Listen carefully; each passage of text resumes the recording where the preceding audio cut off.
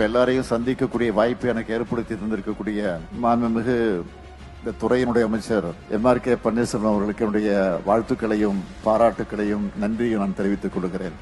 வேளாண் வணிகம் தொடர்பான கருத்தரங்குகள் மற்றும் பயிற்சிகளால விவசாயிகளுடைய வணிகத்திறன் மேம்படும். நம்முடைய திராவிட மாடல் அரசு அமைந்த பிறகு வேளாண்மை துறைன்னு இருந்த பெயரை வேளாண்மை மற்றும் உழவர் நலத்துறைன்னு பெயரை மாத்தி நம்ம அரசோட நோக்கம் என்னன்னு எல்லோருக்கும் அறிவிச்சோம். இந்த ஆண்டு 5.66 லட்சம் ஹெக்டேர்ல நெல் சாகுபடி மேற்கொள்ளப்பட்டிருக்கு.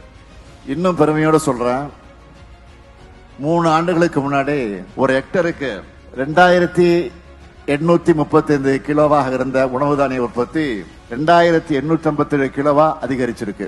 இந்த 4 ஆண்டு கால சாதனைகள் எல்லாம் சுருக்கமா சொல்லணும்னா, பயிர் உற்பத்தி திறன்ல இந்திய அளவுல நாம தான் முதலிடம்.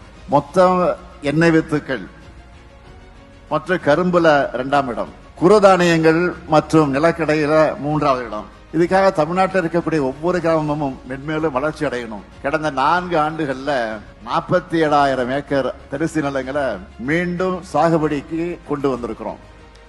விளைவீழ்ச்சி காலங்கள்ல விவசாயிகளை பாதுகாக்க இதுவரை 11,197 மெட்ரிக் டன் பச்சை பயிறு, 1006 மெட்ரிக் டன் உளுந்து, 33 மெட்ரிக் டன் துவரை, 1467 லட்சம் மெட்ரிக் டன் கொப்பரை ஆகியவை குறைந்தபட்ச ஆதரவு விலையில கொள்முதல்.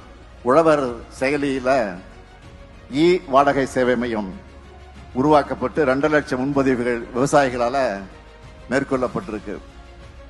இந்த வேளாண் வணிக திருவிழா விவசாயிகள், கல்லூரி மாணவர்கள், உணவு பதப்படுத்தக்கூடியவர்கள், வேளாண் ஏற்றுமதியாளர்கள் மற்றும் பொதுமக்கள் எல்லாருக்குமே ரொம்ப பயனுள்ளதாக நிச்சயமாக இருக்கும். உழவு தொழிலுக்கும் வேளாண் தொடர்புடைய அனைத்து தரப்பினருக்கும் நாம் எல்லாருமே ஒன்றிணைந்து ஊக்கமளிக்க வேண்டும் என்று நான் கேட்டுக் கொள்கிறேன்.